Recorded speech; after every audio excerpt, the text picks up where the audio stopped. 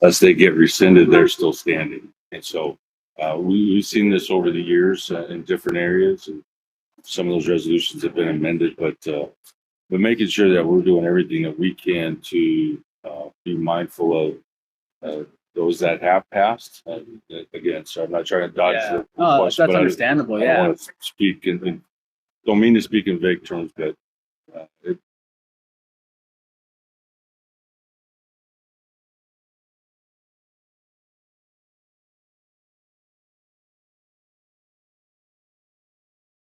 we want to make sure that Indian country is recognized and our issues are heard. That's what so much of what this project did of Cultivating Culture is to understand and define the history that comes with policy. Because tribal food sovereignty isn't something we just invented today. It's been a long-lasting effort, and those resolutions going back into back in the 40s, have been paramount to where we are today. And it's always important for us to understand, who came before us, so we can understand how to go forward to now. I want to ask you, what were some of the memories you've had with family around the kitchen table? Can you share with any of those personal memories you can think of? Oh, watching relatives, in some ways it's sad. But I remember being young and gardens feeling like they were a multi-million acre farm. They were so big, and I picked tomatoes until couldn't stand tomatoes for a while. But having that collective area where maybe I remember my uncle being out there all the time, and by extension, you'd see others come in, but that food went to everywhere. So just having that kind of, just conversations with my brothers the other day. We talked about how much we miss some of the canning and different things. And it could have been, it doesn't matter what the plant vegetable was. They were able to grow their own, take care of their own. It didn't matter if they had money, they were able to do those kind of things to have for others. And, different kind of subsistence. And then we know that we still have Native communities that rely or dependent on subsistence farming and hunting and those kinds of things. But it's I'm glad to see that there's a resurgence in trying to get that back. Because in our family, it kind of went away to that kind of level. Levi, that's you when you started this and when you got this going, you talked to me about how it was important for you to see healthy eating options for people. Yes. And from the time to where you've gone to in your life, how have you seen and understood the transition of Indigenous food sovereignty from unhealthy eating options to where now we're in our spaces where we're utilizing our own natural resources, like land management, water management, also speaking healthy, good food? What have you viewed them? Well, I know, and as Larry was talking, I remember my grandfather, Levi White Pigeon, always had a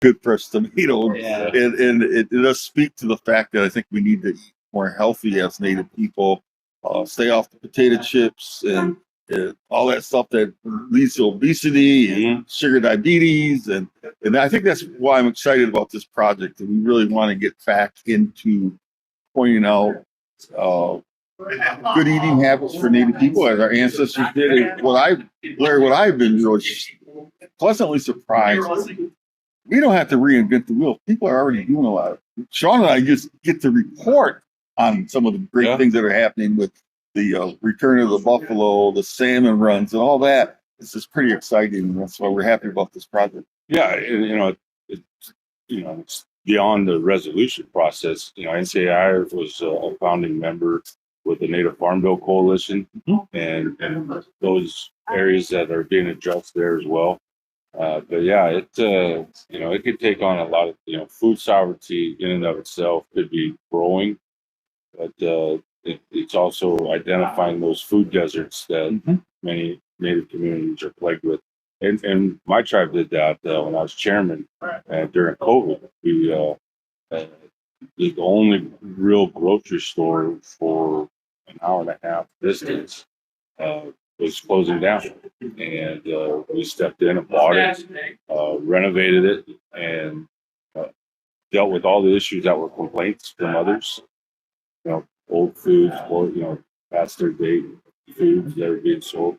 We updated it and really tried to make a difference, not only for our family, but there's another tribe that's close by, and they were able to take advantage of that as well, and really made a difference for our community. I think that one of the blessings of COVID, and we know it was really hard on us, but some of the tribes really started seeing things, saying they can't be so reliant on either Washington or even on the food systems as we knew them to be. Because I've heard, like in Oklahoma, there are now 3 or 4 tribes that have meat processing plants, and we just experienced it with the SNAP program being interrupted. That tribes, and Shaun and I did a lot of reporting on this. They seem to be able to step up. That does not negate, and I like to say it this way, does not negate the federal trust and freedom responsibilities the U.S. government has. And tell me what NCAI did during the SNAP crisis. Well, we tried to, elevate the issue and the understanding that our tribe were struggling, and working with CTS and elevate that, trying to bring those stories that our tribes were facing. We had stories where meetings, tribal leaders weren't at meetings because they said, no, we have to stay home because we're having a special vote on reallocating tribal finances to help offset these losses from the SNAP program. It really made tribes kind of rob Peter to pay Paul, and there was a definitive effect. And if you're a tribe that's fortunate enough to have a diversified economy and that kind of extra money, it's still a difficult decision, still something you're not planning for.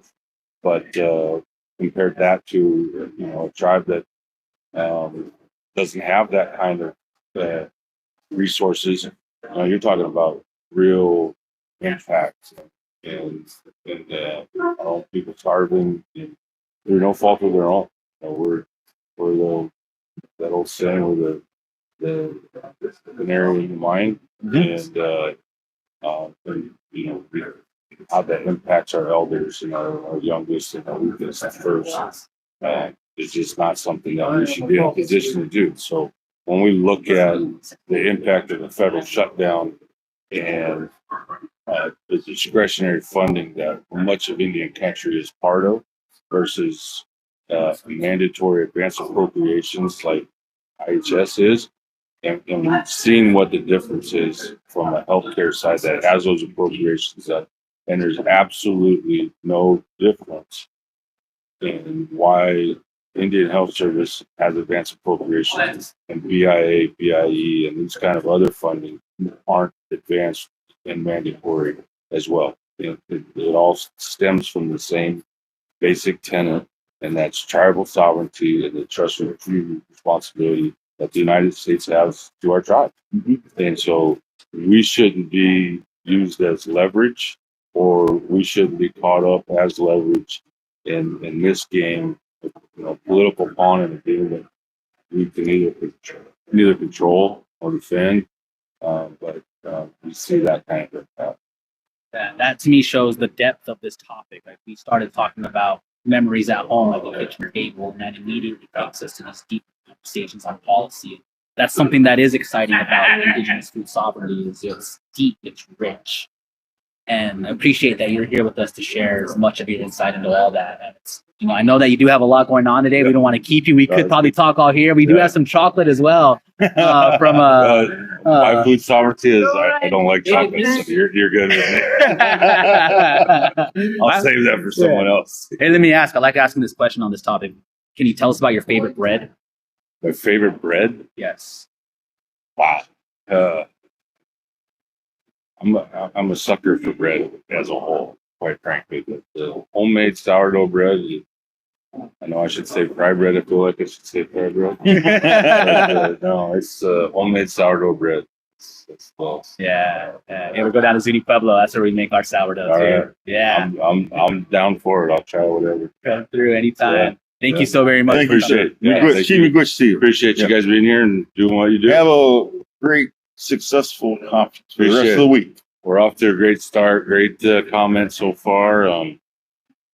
Almost a record number. Somebody said it is a record number. I think we're right up there, and I don't think we moved registration faster ever, and that's a good thing. You had a lineup this morning. Deb Holland, Yeah. former Secretary of the Interior, Lieutenant Governor of Minnesota. Yeah.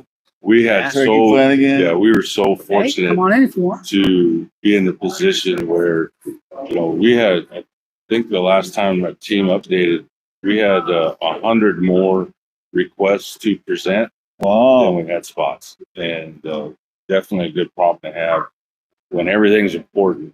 It's just hard to have room for it all.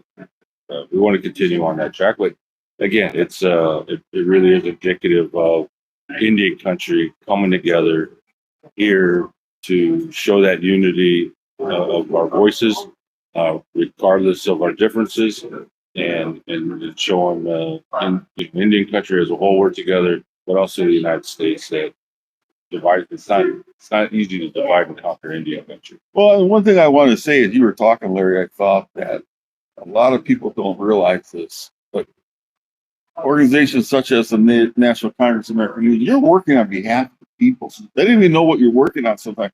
With the policy, with the decision makers in Washington, to tribal influence and defense of tribal sovereignty. You said that this morning. It's one of the key things. Tribal sovereignty will always fight for that. Yeah, and I think, I want to kind of reiterate that point too, is that, to your point, NCAI, 82 years, long before I was born. And we'll be Before I was born, too. I'm old, but be here long after we're gone. yes. And the work that went into this to get this organization to where it is, and it's had its ups and downs, but the strength is the importance of what it represents, and to carry on the work that's been done before speaks for itself. For anybody, I truly say this a lot, that it's an honor to be in this position to work on behalf of Indian country, and it truly is. I truly mean that. But as we defend this and we understand, and I've heard other speakers say this, that sovereignty is consistently under attack. It started. NCAI was created because of the attacks on tribal sovereignty, and the only thing that's happened is the attacks have gotten more sophisticated and they've grown in number. And so that will never stop. But it's not just NCAI, it's the importance. If NCAI was just a monolithic being and we only worked with ourselves, we wouldn't be successful. It is incumbent on NCAI and Indian country to work together. And I think that's one of the important things that the Coalition for Tribal Sovereignty, all of these different organizations that work on their niche areas, but at the end of the day, it's still sovereignty.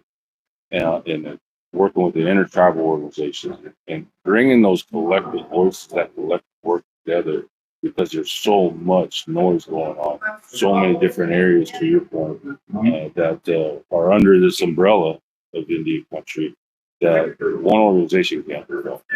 And the coalition doesn't replace any one organization. It really amplifies the importance of each of us to make sure that we're all trying to help Indian country, and we can be in our own boats, but let's grow together and that continued thought leadership, bringing that together so we don't miss anything. And I think been really proud to be part of that project. The other groups that have come in, the policy people in all of those different areas that come together to work, and ours are right there. And so we know that there's that strength in numbers too. Many hands make light work, and I think that's the work that's being done there. Thank you, sir. All right, thank you. Thank you so much. Thank you guys for being here. Appreciate Take care. it. Good luck. Take care. Levi, see, these conversations again are just so rich, and we They get to are. understand the various systems that are coming together. And we're actually going to bring in somebody here from Oregon. We are in the Pacific Northwest. Yes. They're from the Oregon Zoo. Shervin Hess. Shervin, come around and come grab a seat with us. Thank you. Yeah, Shervin, I can tell a little bit. They're a conservation manager with the Oregon Zoo. Shervin, why don't you just introduce yourself and tell us what work the Oregon Zoo is doing with tribes? Okay, great. Well, I'm Shervin Heston, the conservation manager at the Oregon Zoo. Essentially, we breed and rear endangered species to reintroduce back into the Pacific Northwest, and a lot of that work is actually led by tribes. What type of tribes are you working with? So we have for 20 years bred condors, California condors, for release under the Fish and Wildlife Service recovery plan. And the most recent reintroduction site is in Northern California, right in the Redwoods, and that was the Yurok tribe that established it. So we send condors that we breed down there as part of that reintroduction, and also work with the tribal biologists to kind of get trained in how to handle condors, because as you can imagine, not many places to get trained in condors. Yeah. Another one is with the Pacific lamprey. So among the Columbia River tribes, this species holds a cultural significance that's really second only to salmon. So they are struggling to kind of get to their ancestral homelands above the dams. And so we work with them just in storytelling with the public. You know, we have 1.5 million people visiting every year, and we get to tell that story of not just the ecology of the Pacific lamprey, but why it matters to the tribes. It's the cultural significance of this really important species. Yeah. Levi, you know, I like when you mentioned about the visitors that come to the zoo, because it really highlights what tribes are doing for people who are non-tribal. And Levi, that was so instrumental to this project here at Cultivating Culture. Is, you know, we are talking about food, and we're not really even talking about condors as a food source, but how it's all interconnected to various spaces and wildlife and the cultural practices of the people you're working with. But Levi, I want to kind of get your thoughts, and if you have a question here, how it's important for food sovereignty to reach people who are non-native or who are outside of our communities. I really appreciate talking about the dam restoration or restoration of the salmon. Mhm. And you're telling that story. I think that's really important that non-natives know that. Ancestrally, that's what our people, Pacific Northwest, ate, salmon. Right. And it's kind of the return of the salmon. I think it's a big movement. And so I'm happy to hear that they're working on that front. Yeah, no, I appreciate it. It's so we worked with the Pacific lamprey effort. It was interesting because we worked really closely with Yakima, Warm Springs, Umatilla, and Nez Perce tribe to put together also this exhibit at the zoo that shares the story of this animal that a lot of people have no idea what this thing is, right? We really wanted to go beyond sort of this Wikipedia page version of lamprey to really share about why these species are culturally important, you know, and part of the place we always live. And for the folks that we worked with in the tribes, it ended up at the end of this project being one of the most important things to them was the fact that there's 1.5 million people coming to the zoo to look at giraffes and things like that.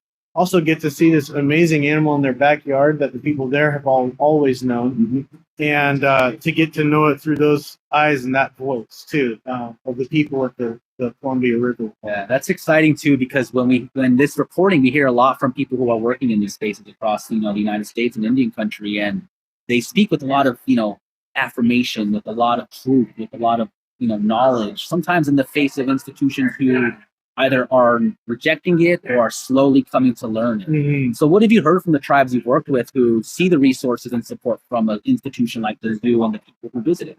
Yeah. I think there's been a lot of pride when we put together this exhibit for lamprey that some of it was co-created by the Columbia River Intertribal Fish Commission, right? And so to be able to go and see faces of people that remember your tribe or their cousin or somebody who lives in your community, it was hugely impactful. That's something we consistently hear from our tribal community that comes like, I know this people. That's up on people who are up on the wall. So that's pretty awesome. Yeah, right? yeah. The other thing is that I think we try to bring a lot of humility to this work. So another project we work on is sea otter reintroduction. So sea otters have been missing for Oregon for over 100 years. They were wiped out by the fur trade a century ago. Never came back. they're really important because they eat all the animals that eat kelp. So when you take sea otter out of the equation, all these things like sea urchins will just mow down the entire kelp forest and destroy this entire habitat. And there was a Siletz tribal member named Dave Hatch who had this vision about 20 years ago of like, we should bring them back. Our coastal tribes had a strong relationship with the species, also understand the ecology of them. And what came through in working with them on advocacy to make this happen is that, they had fundamentally understood the linkages between sea otters, the people of the coast, and other species long before we had words like ecology and stuff. So it's amazing. It's a huge honor to be able to kind of elevate and honor the tribal leadership for wildlife. Both whether it's condors or bringing Pacific lamprey back to the rivers where they should be, or bringing back this old, family member, the sea otter, back to the coast where it belongs. It really benefits everybody. Yeah. There's something to Levi, and this is something that I was excited to learn about, that conservation research leads to other breakthroughs. And something we discussed a little bit off camera was how some of the conservation research has led to information that impacts hunters. Is that something you can share about how that? Absolutely. Yeah. So with condors, the number one threat to condors is lead poisoning. So condor is a scavenger. It comes along and it eats an animal that had been shot with lead ammunition. That lead will enter its bloodstream and it's deadly. So these are animals that, a hunter may have shot the deer, packed out the meat, but what's left behind, the gut pile in the field, is riddled with lead. So for the past 10 years, we've been running a program really across the country, because this is not just a condor problem, this is an eagle problem too, to help hunters make the switch to lead-free ammunition like copper, because we know it's just as effective. And the difference is that it's not toxic for people and it's not toxic for the scavenging wildlife. So really, we can't just breed condors and keep putting them back out into the world if they're just going to be, we're sending them to their death. We have to address this threat that got them to the brink in the first place. Native hunters, what kind of response have you received from this research? It's fascinating, because in this engagement that we have, we're meeting with state agencies, hunting communities, hunting clubs. When we show up, we're to do tribal engagement is where we're seeing a lot of these folks have already adopted lead. Like, they're kind of ahead of the game. Just even here at NCAI, meeting a lot of folks that from Wisconsin to Alaska are saying, well, I'm already using copper, I'm already using lead-free, and trying to learn how they can accelerate in their own communities. Definitely. And that's important to know. We'll say that clearly one more time for any native hunters who are listening.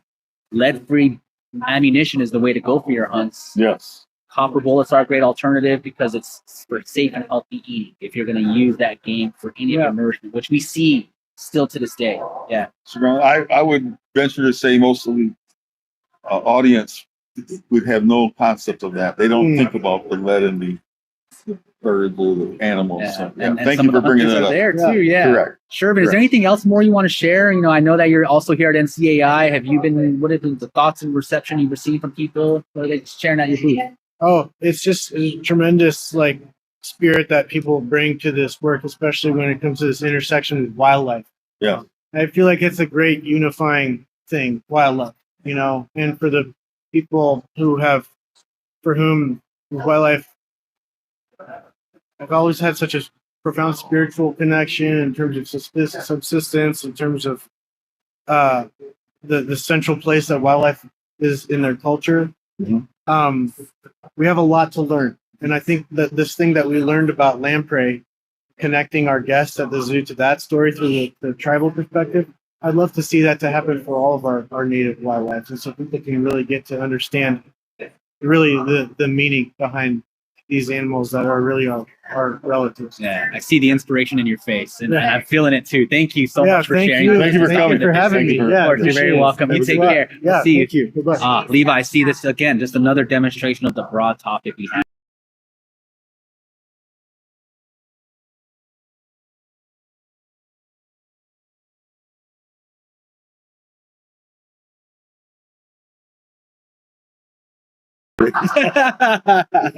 Well, we want to bring in our next guest. They're also from the region as well. Yes. Come grab a seat. And why don't you, when you sit down, introduce yourself? Sure. My name is John Elise Cleox. I'm the general manager of Yak Nation Farms. Okay. And so Welcome. yeah, I'm great to be Levi here. Rickert. Levi, Pleasure. great to be here. Pleasure. So I'm just really excited to be here and speak about the Yak Nation's new venture with their farm.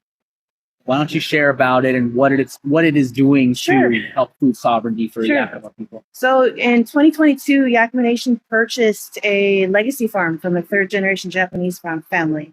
It's a 1,500 acre grow, pack, and ship produce farm. And so we do primarily raw vegetables. We're certified organic and conventional. So we've got about 500 acres organic vegetables, about 1,000 acres conventional vegetables. So we're growing everything from asparagus, zucchini, watermelon, sweet corn, a variety of winter squashes, hot chilies and peppers. Just a really good variety of what you would see in your grocery store.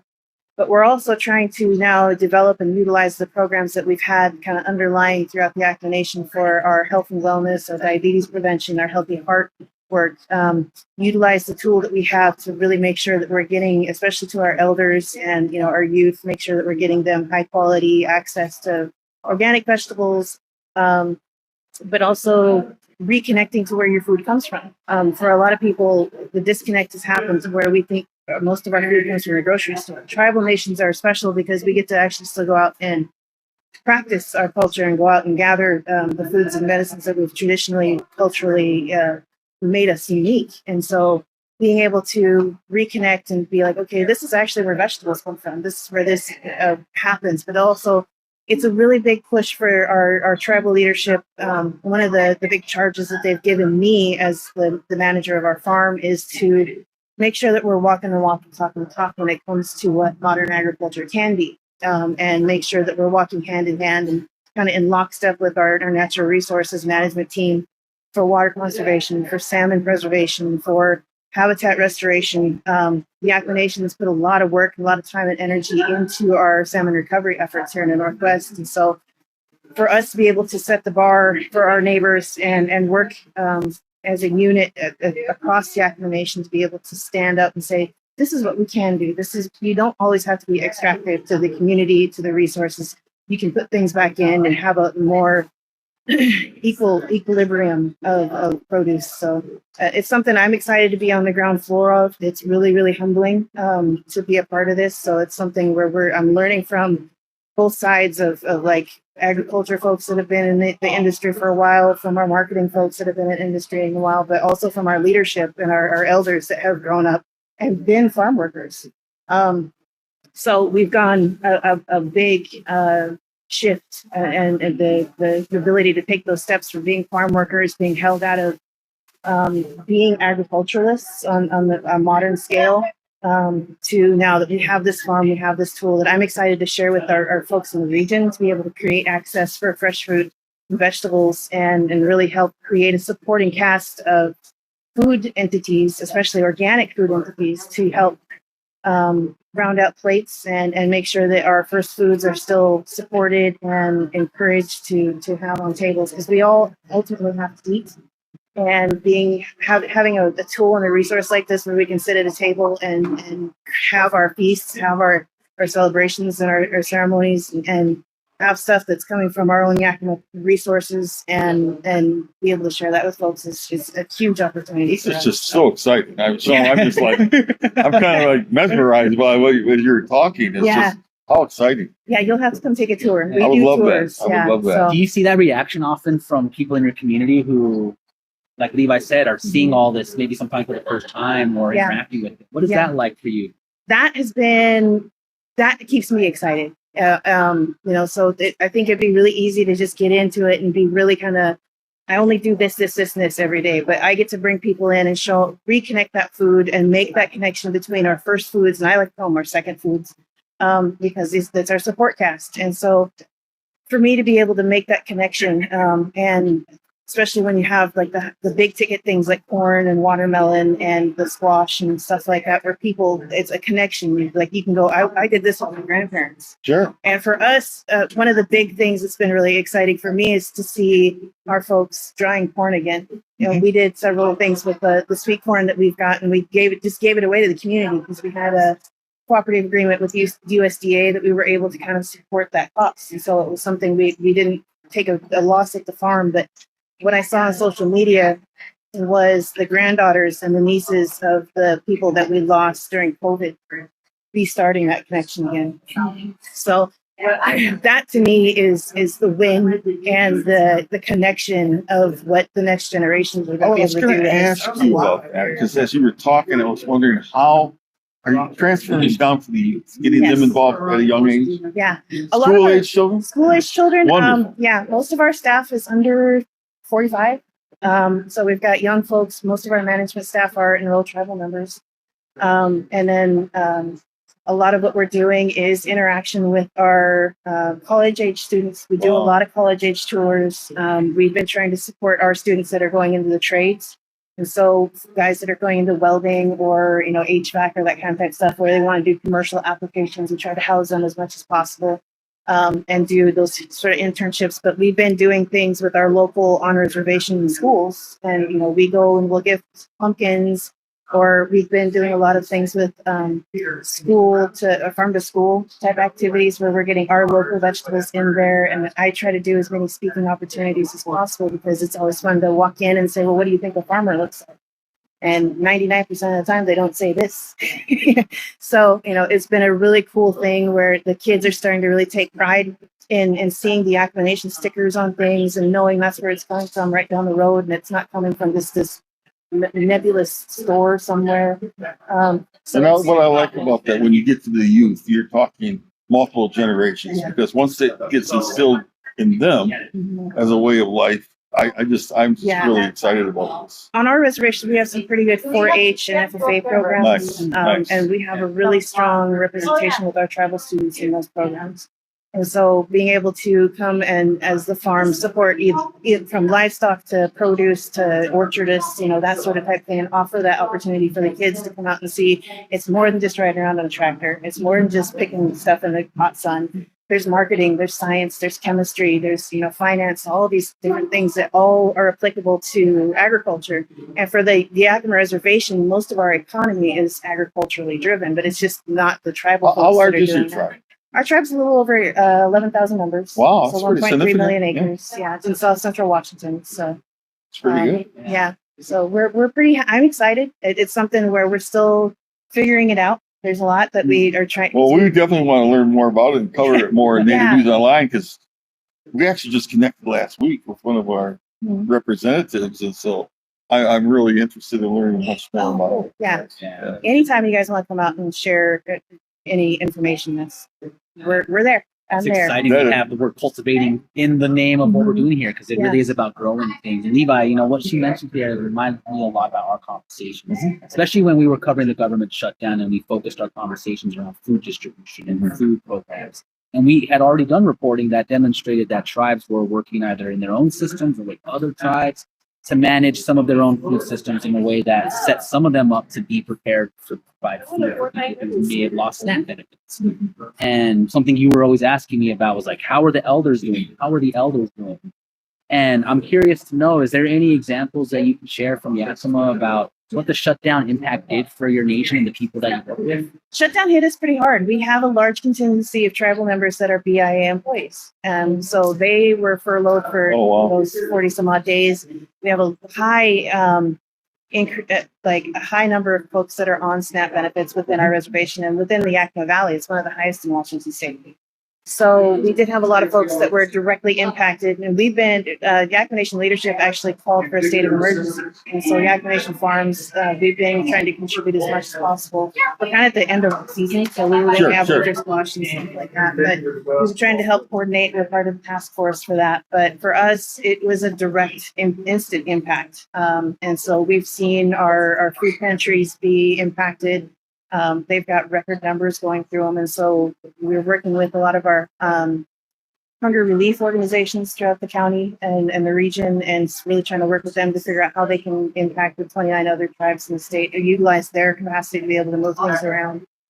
So, but that was something where in the past, the coordination with USDA has been key for what we've been doing. So we've been able to get a couple grants through them to really modernize our facilities, but also be able to increase our local marketing, be able to do things. We're just going to get into a farmer's market. We're going to be able to participate in farmer's markets, but we're also doing things where we're coordinating with our Yakima Nation Wakishmi, which is our diabetes prevention program.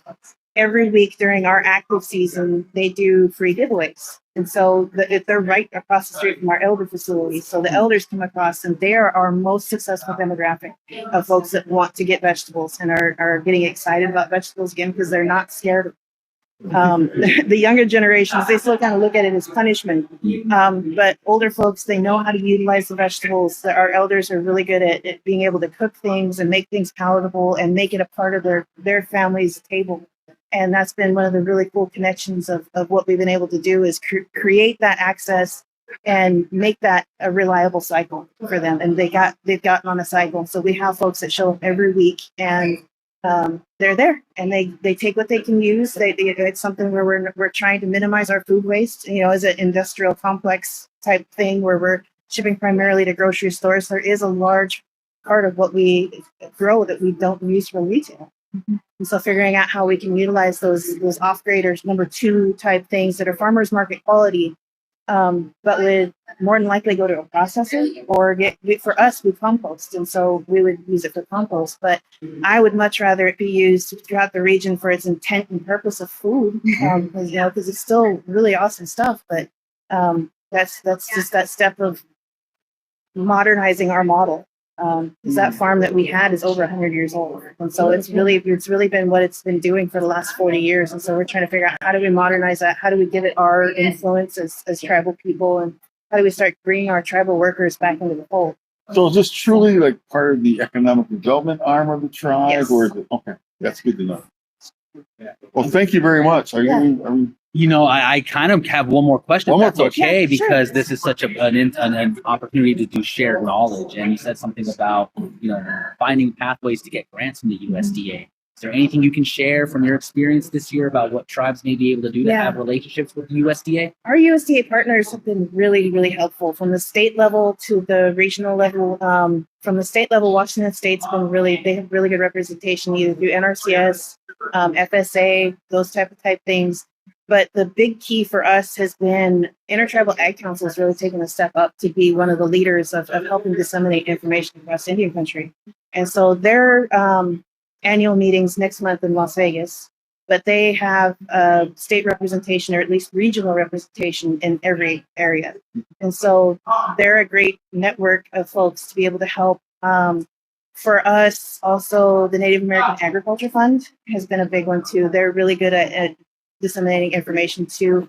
We've been having more regional and local conferences that are dealing with food sovereignty, and the folks from the Native Farm Bill Coalition, they've been super helpful also. And so there's all of these different agencies and organizations that are starting to spring up that are helping Indian country get into more than just with the Forest Service or do things where it's more agriculture. We've gotten more community gardens going. There's been more opportunities for folks to do value-added products. So for food producers that are trying to elevate their game to be able to put things out that are a fancier type, even like Puyallup chocolates. It's one of those things where there's opportunities for USDA to do that sort of things, but there's also opportunities on the feeding side of things to develop nutrition programs, the farm to school, farm to fork, the dipper, those type of things. So a lot of the folks within the state are doing a really excellent job of getting out and creating that sort of informational pathway. But online. If you get onto Intertribal Ag Council, they can usually direct you to your liaisons. NRCS, Natural Resource Conservation Service, they actually have some really good ones. Sometimes the universities, especially the land grant universities, will have extension offices, and they'll be able to help with that too. Joanna Lee, thank you so much for Thank coming you and so sharing much. with us. Yes, we'll see you again, and we appreciate the time. Yeah, thank you again. Thank you, guys. Yes, Levi. Again, this is just such exciting information and It's what all we're exciting. learning about. I think it's dessert time. Cultivating Culture, coming live from the National Congress of American Indians In Seattle, Washington, right? Seattle, yeah. But I think it is time for dessert, and I think think it that's Tierra Lindbergh is coming in from. We heard about them a little bit earlier. Puyallup chocolates. Yes. And I'm learning this. This is part of the language component where we're learning through food some words and some learning about tribes and the activities that they're doing. Tierra, tell us about it. Tell us about what you do. Yeah. So my name is Tierra Lindbergh. I'm a Puyallup tribal member, and I work for the Puyallup Tribal Enterprises. It's the economic development arm of the tribe, and so Puyallup Chocolates is one of our ventures. Chocolate up here. Yeah. We've been going for almost 2 years now. Okay. So I take that back. Almost a year. Oh, About a okay. year. Wow, you're brand new. So how'd this come about? Tell us the origin of the chocolates, please. Everyone's loving them, by the way. You brought a whole bunch for our table, and everyone's Oh. stopping by to grab them, and they're like, "I know that chocolate." I know. He doesn't love chocolate. Well, we bought a chocolate company and kind of rebranded it and really just cast a vision for what a chocolate company could be for the tribe. It's been a really great way to even just get our name out there. Maybe you never would have learned how to say Puyallup had you not yes. heard of Puyallup chocolate. Well, let me tell you, my business partner, Brian Evers, from Tribal Business News, he's actually runs that side of it. Stop by your office. Oh, okay. Yeah, I want to say 8 weeks ago, maybe he was up in Washington State. And we had a tribal economic summit, and Annie from the office sent us, I don't know, we had about 200. Several hundred, yeah. That was I had him in Michigan for the first time. And I tell you, Okay. it was a hit. Yeah, It was oh, a yeah. hit. So when we knew we were coming to your neighborhood, we thought we're going to reach out, and here Yeah. you are. So thank you for coming today. Yeah, absolutely. Happy to be here. And that's what the connections that these, again, food creates. And can you tell us and describe any connections you personally got while working with the chocolate company or any other food opportunities? Yeah, I've worked a few of we've been in a lot of different shows. We've done a lot of different, some like home and garden shows, some more tribal shows, but we've been at a lot of different shows. And it's actually been a really great opportunity to tell people about the Puyallup tribe. Yeah. It's a great segue when people are like, Puyallup, because Puyallup's a big city. And so when they're like, I didn't know Puyallup had a chocolate company. And I get to say, actually, it's owned by the Puyallup tribe. Like, that's where our name comes from. And Yeah. so it's been a great segue to be able to talk And about you have pretty good coverage here in Seattle, because when I was Googling, the Seattle map came up and there's little dots where your candy is being sold here in Seattle. Yeah. So I thought that was pretty cool. Yeah, absolutely. Yeah. Yeah. Tribal owned business. I love it. I love Yeah. it. Is there any estimate as to how this is helping in terms of revenue and what you're doing with the tribe just from the chocolate alone? Yeah, I mean, it's a great way to just learn a lot of new skills from tribal members, and obviously, like I said, it's one of our enterprises in our economic development. So it's really, it's adding value in all types of things. Like I said, How big is your tribe? How many members? I think there's about 6,000. 6,000? Somewhere, Pretty good somewhere in size. there. Don't quote And they're me on making the chocolate exact- now? Yeah, Yeah. we are. What are some of the jobs they have that they're learning with the chocolate trade? I never even considered what they Yeah. have to do. Yeah.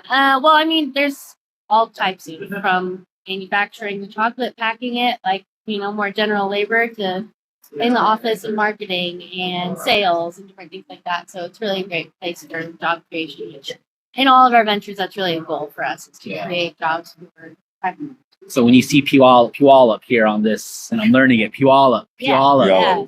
you get to see, you actually know that people from that tribe are making, that are part of it, that it comes from them. Yeah. Yeah, that's so awesome. What other projects and things are you doing over there that are hitting the food space?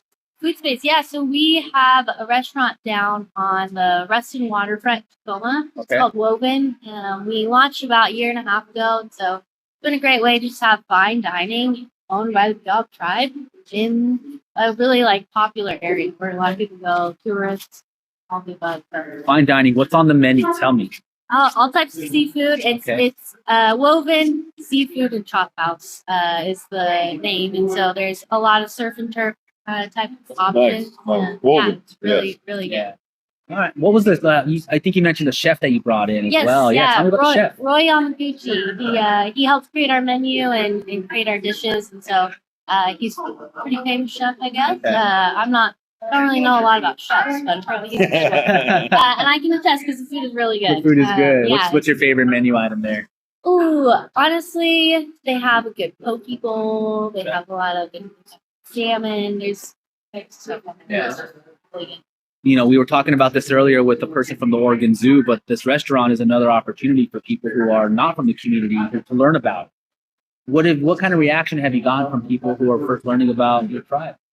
Yeah, I think it's kind of similar to Dog Talk. It's really a great way to, kind of a segue to get to tell them about who we are as a tribe. And through the chocolate and woven, we kind of tried to showcase a lot of our values. You know, with Dog Chocolates, we're known as the generous and welcoming tribe. That's kind of what Dog people are known for. And so we try and really put that into our branding of Dog Chocolates. We're kind of a gifting company.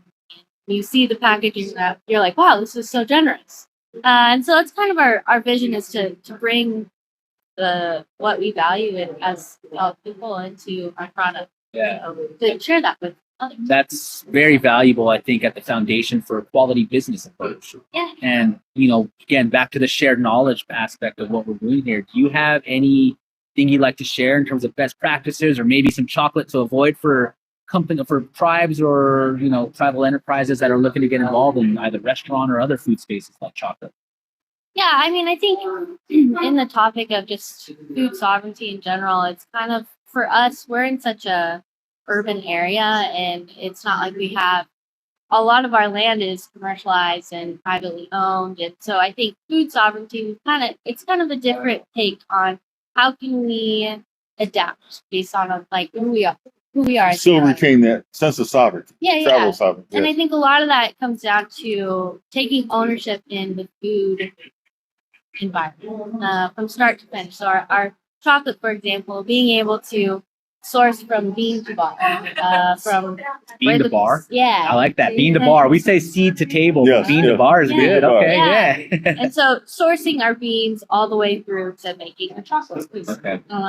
Cocoa beans are not the end result of chocolate. It goes through the whole process before it becomes that. Yeah.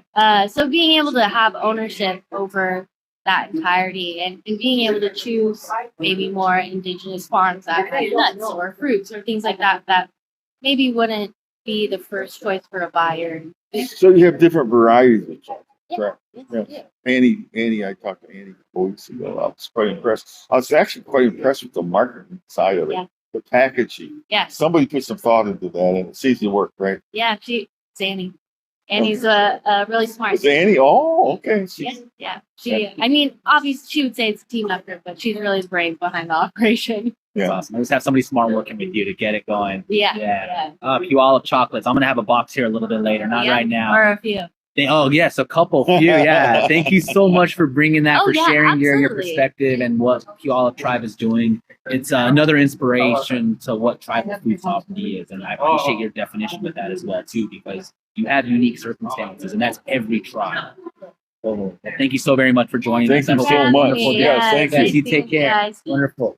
Oh, Levi. We're going to start the news.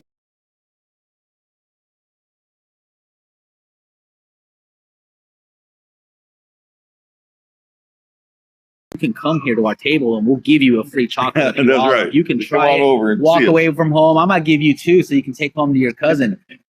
Levi, this has been fun. This has been We're fun. almost at an hour. We're talking about so many things that we spend our time at, picking out in our editorial meetings, the stories across Indian country that we want to highlight. And there's so many more of these. And this is just the first one. How do you see Cultivating Culture project grow? And let's talk about it growing in these live stream podcasts. What do you want to see? Why, as it relates to the live stream, I love the idea that we had a variety of guests on today, and I think we can do that more and more conferences and spread the word about our cultivating culture. And what I really like about that is there seems to be this resurgence of who we are as Native people, and it started probably a couple decades ago, at least in my lifetime, but just to see the resurgence of Native culture, it's so important.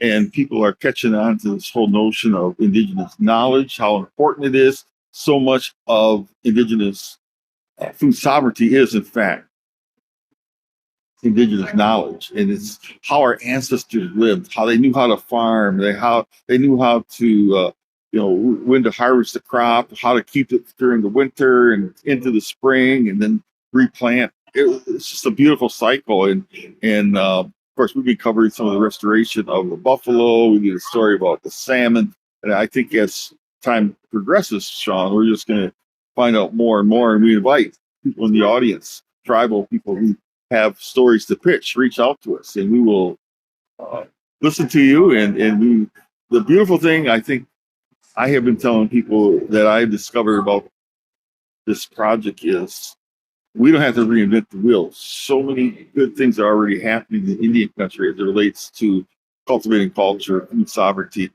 I think that we get to tell the stories, and that's what we're storytellers as journalists. So I love it. Yeah. Such an exciting opportunity, Levi, and something that still sticks with me when we started this is that so much of this came out of reporting under COVID, reporting on boarding school issues. You were at every listening session for the Coalition of Healing for National Boarding School Issues, where people were sharing their stories from their experiences with the. And so these are fun stories. And that's what this is, right? This is what you're looking into. You're seeing resilience through food. Yes. Yeah. Yes. And it's just, and I really like it when I hear the element that they integrate the youth into the learning process. Yeah. Because once you plant those seeds with children and it sticks, you're good for 3 or 4 generations because they're going to pass it on. So that's the exciting thing. Definitely. And NCAI here has a youth group. When I was up there earlier today and I talked to about 100 of the youth, I asked them, raise your hand if you support Indigenous sovereignty. They all did. Yes. And I asked them, which one of you that raised your hand can give me your definition of an Indigenous food sovereignty? And I swear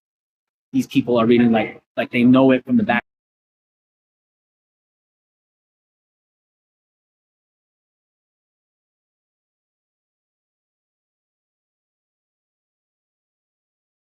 Join us and come talk to us about your perspective, as Levi mentioned. Now, one thing we are going to do here, Levi, is we're going to spend a little bit more time here and talk about some of the reporting that we worked on. Sure. And you want to stick around, and we're going to bring in one of our friends of the show. Antonio Gonzalez is here, another Native American journalist who's at NCAI to cover this.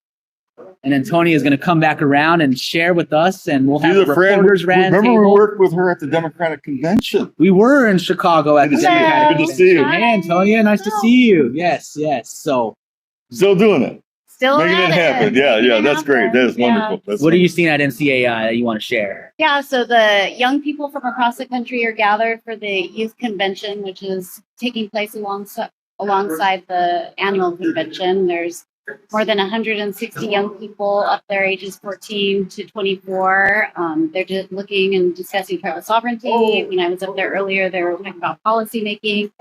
And I got to talk to a group of TANF students from Sagoba Indian Reservation over here, 8th graders. That's Arizona, right? Sagoba? In California.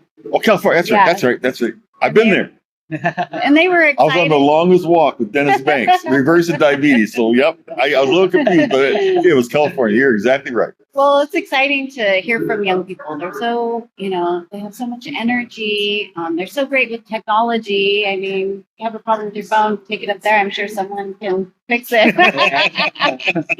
But just looking They can do something in 2 minutes and take me 20 minutes to fumble around. Yeah. But also, they're really into leadership and looking at some of the issues. One young woman I talked to in 8th grade says that mental health is something she would like to address in the community and thinking about how language and actual identity can help play into some of those mental health challenges. And the Mary Kintla from Unity is here, and she was talking about how Unity is celebrating their 50 years. And of course, they're a Native youth organization. And I was very strong. Sharing with her a little what I was hearing from the young people. And she said definitely at their Unity conventions, that's one of the priorities that young people want to talk about. This summer, I went to Potawatomi gathering, and they had about 600 people at the Potawatomi language conference, and I heard repeatedly that it's life changing once people embrace their language and get back to it. And as one gentleman said, shame on us if we don't learn it, because they beat it out of us at Indian Boys. Some of our ancestors tried to, at least. And thankfully, the language is still there, and People told me that they feel more complete as a person. They really check in with their identity as a Native person when you learn the language. So I think this message for all of us out there. I always kind of say there's like two, at least in Michigan where I'm from, maybe 2 generations that just they thought it was better. Just go learn English, you'll be okay. You don't need the language, the native language. But thankfully, there's a resurgence. So. And that's something we're seeing in our reporting going back. And, Antonia, you have experience in reporting on all the topics that we're discussing here. Food sovereignty, how tribes are getting better access or creating access to better foods. Can you share, and, you can talk about reporting from this year, what you've seen in your career on this? How has it grown? Yeah, food sovereignty. I've been to one of the conferences in Minnesota at Shakopee for one of those nutrition conferences, and it's so exciting, so great. I actually was in Oakland recently and went to go check out the Mapapa's kitchen. Oh yeah, it was Crystal. awesome. Yeah. Yes, it was I've been there. so That's awesome. wonderful. I figured out how to ride the train all by myself. the bar. Okay, good. And I made it there. I wasn't she's sure. right. Yes. At the Right stop. at the Right station. at the stop. Yes. Yeah, and that station, Go downstairs and there she is. So, I have to ask you, Levi, because you talked to Crystal for one of our cultivating culture stories. She gave us a pumpkin recipe that, in viewers, you can look that up. Crystal Waffle spoke 3 weeks ago, maybe. Yeah. Sometime this fall. What was I mean, why that was your motivation? Well, I think I reached out to her because I said, "What's your favorite fall recipe?" That's sent me this pumpkin soup recipe. I haven't tried it yet, but I'm going to. Yeah, no, those are some of the offerings we want to give to Cultivating Culture is recipes so we can show people this is how you can make some of the food. And the pumpkin recipe was simple. It was 3 or 4 steps. Cut the pumpkin, drizzle the pumpkin, give it a little seasoning, put it in the oven. Yeah, it was that simple. And her food was really good. I got a steak salad. Okay. Amazing. They had bison on the menu. I had bison. It was delicious. Fish. Yes.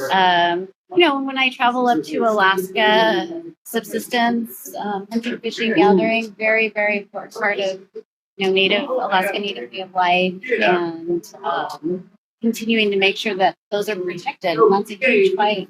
With the state coming after Baby John's case, trying to protect their hunting, fishing, gathering. I grew up in a family that went hunting. My grandma also was a sheep herder. So, nice. Yeah. So, we've always had that fishing and hunting aspect of being just the way we went camping, and but it's a lot different when that's everything you rely on. That's true. And when I was in Alaska, it was right when the storm devastated the community, the remnant of the typhoon, and people not only lost their homes, but they lost all their subsistence. And they've been hunting and fishing and gathering for the winter. And that happened with another storm in recent years too, where they lost all that. And just the cultural hurt that impacts people, because think about going from a village into Anchorage in the city and not having your traditional food. So we've been working on stories of how communities have provided a lot of that food. And it's just amazing the outpouring of support where people are sending in fish and muktush and, berries and all these things to help the people who were evacuated from their villages because they're in the city eating city. And like me, you're from New Mexico, but you're often in Alaska. How many times were you there this year? I've lost count, but I've been going up for more than 20 years. So, of course, we're for Quantic Broadcast Corporation, which is based with our main office in Anchorage, and we have our tribal radio station KNBA in Anchorage. And so I've been covering the Alaska Federation of Natives Convention for more than 20 years. We do a big broadcast, and also just other times going up. We recently started covering Native Youth Olympics, and we do a big broadcast for that. And that's really fun to see, the sports aspect of it, but also the culture and language. That's a really fun event. So yeah, it's great. And I have so many friends up there. Thankfully, they're so good to me that I get to bring fish home. So. Oh, really? Yeah. You bring back fish into Mexico. All right. That's great to hear too. And some of the stories that we've developed with Cultivating Culture, we started publishing in June. Back to fish, right? Like one of our very first articles was an interview with Human Health Services Secretary Robert F. Kennedy Jr. And he was taking a visit to some salmon restoration spaces, and we asked him about, one, do you support Indigenous food sovereignty, which he did state at the time, and this is earlier in the year. But it's looking at the different systems and the support that he's seeing from his position in the federal government is there. That was one of the stories that we've worked on. We've also done stories about bison restoration and the sort of collective of various groups, whether they're tribal, nonprofit, private, state, federal. There's all these people that are bringing bison. And that's been also a substantial area that we've seen grow. Are you doing any coverage around bison as well too? Yeah, we've done, talked to different tribes. We visited different tribes too that have different bison programs. I was on Wind River Reservation this summer, and we were able to go and see their bison. That was really neat. That was part of just a series that we're doing the First Nations Experience Up Next. We've had this about 3-year series looking at different justice issues. We've been doing both radio and television options.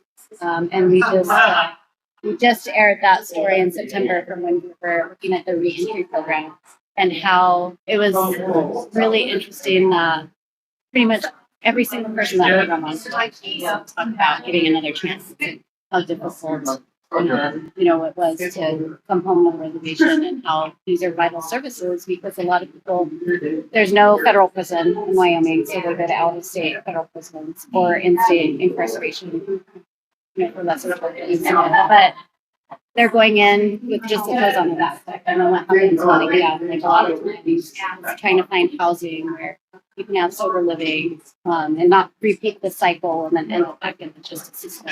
So that's one of the stories we there. But we did get to tour the bison program, the tribal bison program, and then we went to a state park and the bison are roaming around. So that was awesome. You didn't get too close, did you? No, but they even had their babies, so that was neat to see. So and of course eat. Some local restaurants that serve bison. Okay, bison burgers, bison stew. What do you like? Yeah, I like them all. Okay. Have you ever had one that falls off the bone? Like they just roast it all day, and then you get the bison with the bone, and just so good. Yeah, falls apart. Yeah. Levi, we were talking about bison meat in some of our reporting, and there were some kids who were a little bit not accustomed to the flavor and taste of it. Is that something you've also encountered yourself when you're eating it? Sometimes I'm like, this isn't really quite beef, but we're so used to beef, but yeah. Yeah. But what I like about the aspect is getting back to the ancestors' food. Yeah. I think that's just important. But it means more. Because you mentioned the spiritual side to it, but literally the federal government, killed bison so we would starve to death. Our ancestors in the Great Plains. So when you think about bringing all this back, Indigenous food sovereignty, and what it all means, restoration, it's pretty significant. So cultivating culture, it's like, and then a good friend of mine, Burton Warrington, talked about language. He said he doesn't really like that word preservation because when you preserve something, take it and put it up on a shelf. He said, no, we want to use it, normalize it, and to me, that's right where we need to be with all of it, with the food, not just preserving it, but eating healthy, so we get healthier as Native people. And the language, using the language, so we get a sense of who we are. Yeah. It's part of our identity. Definitely, it's such a vital and important resource to share. And another thing that we came up to that we spent a lot of time with in the past several weeks was federal government shutdown and the impact of food aid that had on people. We did several reports that were following the court cases. It seemed like it ultimately helped get to the end of the federal shutdown with that ending. But it caused all sorts of various complex issues and outcomes and scenarios. We saw tribes like in Blackfeet, utilize natural resources to harvest more buffalo and get bison meat out to people for free, giving it out. And do you have any coverage from SNAP coverage or the government shutdown that you want to share, talk about? Yeah, we did a lot of coverage too, looking at how tribes were responding and some of the larger tribes, including Cherokee Nation, opening up and providing funding to help cover until the shutdown, and help provide emergency funds for people to go and get food. Get Get some of that food. candy. Hey, we got a visit here, Jen. We're live, but we have some candy there. Good, take them on. Yeah, grab a candy. You want to chat about food sovereignty? Give some thoughts. Introduce yourself. So my colleague is Andrew Burdett. His sister's Valerie Seagrass. Okay, So you know who Valerie Seagrass is? tell our audience because I don't think they may not know. You don't know who Valerie Seagrass is? Tell us more.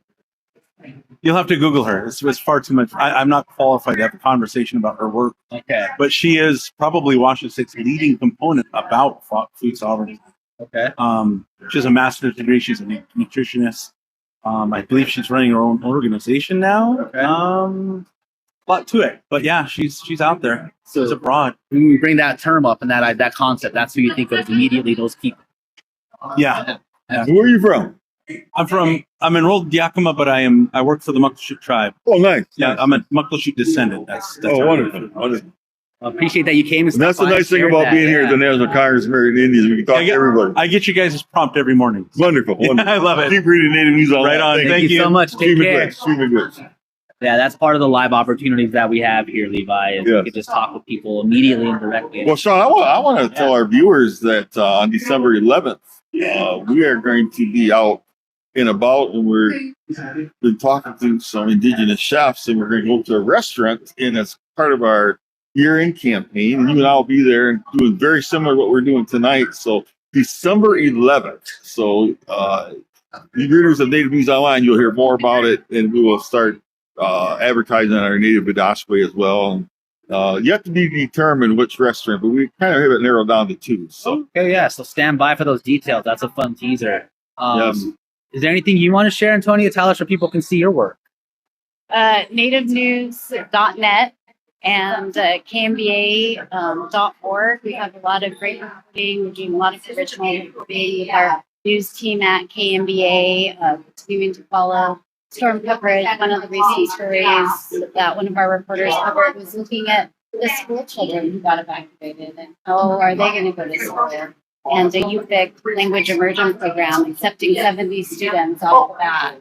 And a young girl sharing a little bit of her story and just how scary it was to be in the middle of that storm and having her house. There was a house that did float away. A couple of people that are still missing. But to just have the children that are so resilient, to be able to be children who went through this very scary situation, but are back in school and are learning and are being around other students and having fun and learning the culture and learning the language and keeping that tradition alive. And so that was, we have reports like that on KMBA that looking at different aspects of what these people are. And you're working with another Indigenous reporter named Joseph Lee, who is a friend of Cultivating Culture as well too. We part of our Cultivating Culture project is we're working with other news publications, and that includes High Country News, where we interviewed Joseph Lee about his book. He's Wampanoag. He talked about his heritage and growing up in Wampanoag and understanding how he's defining his Indigenous identity. And food was part of that too, because central to him was mussels, right? Yeah, they go and get mussels in the sea. But you're working with Joseph, right?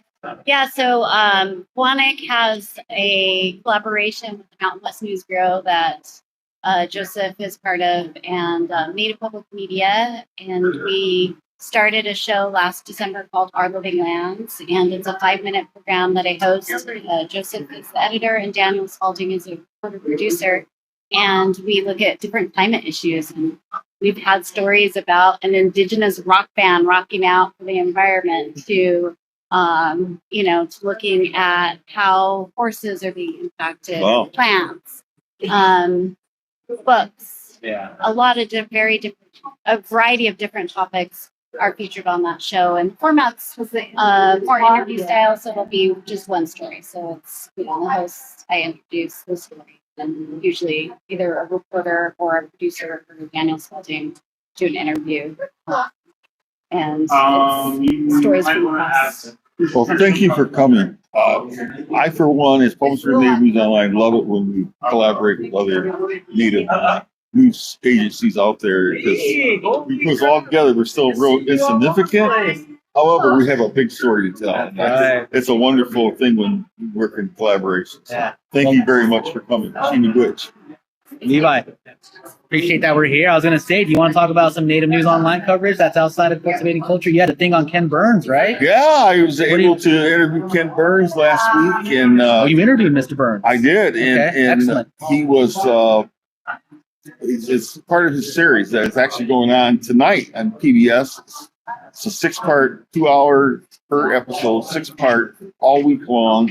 Last night was the first night, so it's tonight, and then 4 more, and the American Revolution. And what the coolest thing was, he went in, he wanted to incorporate the indigenous story into the revolution, and he found it was so rich and so deep that we're part of, I think, 3 segments of that, the indigenous story. And so it's not just superficial. He worked closely with the Cherokee Film Office, Jen Lauren, and I interviewed her as well. But that's exciting. And you know, we live in an age where there's the sanitation of, they want to sanitize history and take out so-called bad parts of American history. But you know, you cannot deny what happened to Native people, but it's not to dwell on 500 years of oppression, but it's part of this American history story, and that's what Mr. Burns did, and I'm pretty excited. And so that was fun to interview him. He's a fun man and brilliant filmmaker. So and people can read that. It's Native News Online. We have the story. We have the link to the Native Adashkwe that was at the interview, and then of course you can watch the PBS. I'm happy to push it for PBS. And tell people more about Native Adashkwe. Like, that's something that also is another news feature we have on. Well, it's a weekly live stream that we do every Friday at noon, and we have basically the who's who of Indian country and other non-native people, but it's one more way of telling the story. And it's our tagline is those making news and leading change in Indian country. And that to me is very important. Give us some examples. Who have you interviewed this month? Oh, I have interviewed a couple of veterans, and boy, I'm trying to think. You're a busy man. I'm tired. Yeah, you're tired. You've been going at it, and I've been asking you all questions, and we're getting close to the end of all this, and I'll share some of my reporting since I was already there. Of course, Cultivating Culture, we have a newsletter that people can sign up now. They get that goes to their inbox every Tuesday and Thursday, where I write a little bit of nice information that kind of contextualizes where we are with the Indigenous food spaces and language programs, plus links to articles that we're reporting on through our reporters at Native News Online. We'll have a post to this video where people can watch it and catch on to it, plus any future stuff that we have. One thing we're going to be working on into the upcoming week, where we all get together for Turkey Day. Through High Country News, we published a feature on Navajo Puerto Rican ballet dancer named Jock Soto. They're in the New York City Ballet Hall of Fame. They live in New Mexico. We were actually born at the same hospital, Gallup Indian Hospital, which was a fascinating surprise because this person I had no idea about. Lived in New York, classically trained ballet dancer. They also wrote a cookbook. So we're going to get some recipes on them that are going to be part of what that cookbook process is for maybe some dishes you might serve on Turkey Day.